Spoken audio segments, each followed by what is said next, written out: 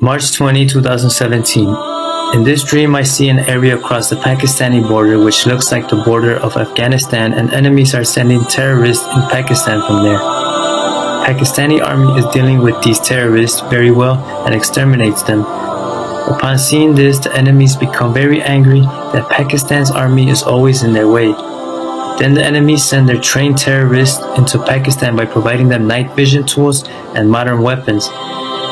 But as soon as they enter the Pakistani territory, Pakistan's army detects their movement on their systems and takes out every single terrorist. On seeing all this, the enemies get very frustrated and furious because none of their plans are working. Then they plan and decide to launch an internal attack to weaken Pakistan internally and then launch an attack from the borders. They make some kind of virus or chemical in the food of Pakistan's army, and after eating that food, the army becomes paralyzed and they can't move around. Then the enemy said that now we will attack Pakistan, and India attacks Pakistan on the eastern borders and Afghanistan attacks from the western borders. Then India launches a massive offensive attack on Lahore, and Pakistan's army is not able to handle this attack. Then the people of Pakistan take arms and ammunition and fight with India. I also head towards the border to fight with the Indian army. I find a big machine gun and I start firing at the enemy.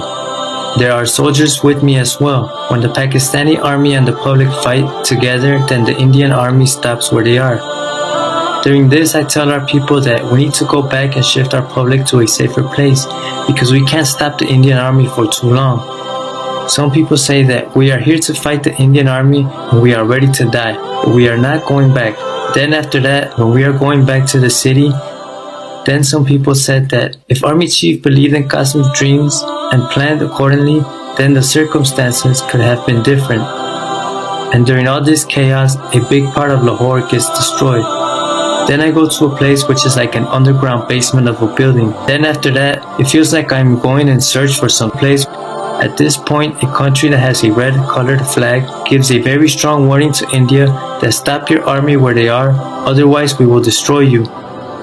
Then this country supports and helps Pakistan. They also send their doctors to treat the Pakistani army.